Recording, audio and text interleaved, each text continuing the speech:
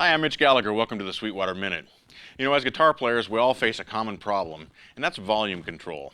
When you're using a tube amplifier, the amp really sounds its best when you get it wound up to full volume, where it's really working hard, the tubes are glowing, you get a great sound out of an amp when it's really in that sweet spot. The problem is, when you're in that sweet spot, it's usually way too loud for most situations that you want to play in.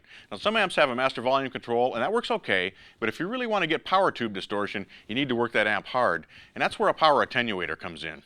Today I want to show you a new power attenuator, the Rivera RockCrusher. The RockCrusher works with 8 or 16 ohm cabinets, just about any wattage of amp that you want to plug into it, and it has 2 stages of attenuation. You can drop it down to 20 dB for if you're using it on stage, or there's also a studio control that lets you drop it way down low for when you're working at lower volume levels in the studio or when you're practicing at home.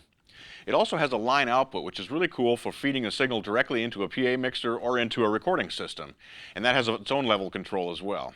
To demonstrate the RockCrusher, I'm using a Paul Reed Smith Santana SE guitar. This is an affordable guitar. I came across it in our demo room and I just fell in love with it. It plays great, it's lightweight, 2 Santana humbucking pickups, the PRS tremolo system, a really sweet guitar. I'm playing it through a Bogner Shiva amplifier. I've got the amp head and then I've also got a Bogner 4x12 cabinet.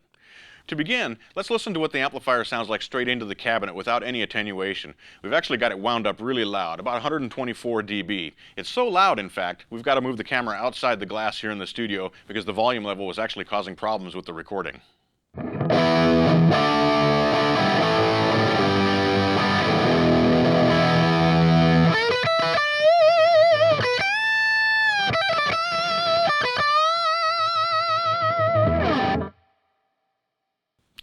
That's a really sweet tone. It's crunchy, it's chunky, it's rich, a lot of complexity, but man is it loud. So now I've got the RockCrusher engaged. We're going to drop the volume down by 12 dB. Let's hear what that sounds like.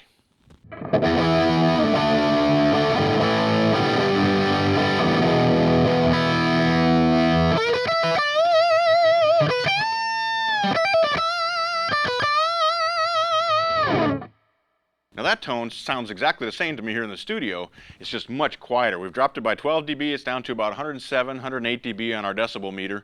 Still sounds real rich, real chunky, and most of all, unlike other attenuators that I've played through, it still feels right. The response of the amplifier is still there. It feels exactly as articulate as it did when it was at the high volume level. For comparison purposes, let's listen to the amplifier with no attenuation, but with the volume turned down so that we're getting the same SPL level, down to about 107, 108 dB.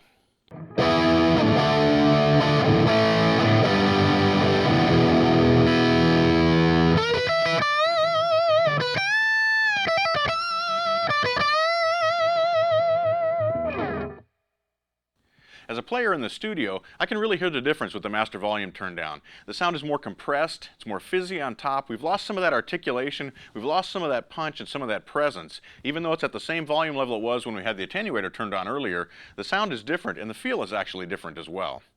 For me here in the studio, this has been a really interesting comparison, comparing the wide open amplifier to the attenuated amp to the amp with its master volume turned down with no attenuation. There really is a difference when you turn the master volume control down. I didn't hear as much difference when I was using it with the attenuator. It's a very natural sound to me. I think the RockCrusher is a really effective tool. In fact, the one you're hearing is my personal RockCrusher. I tried it out, I loved it, and I bought it for myself.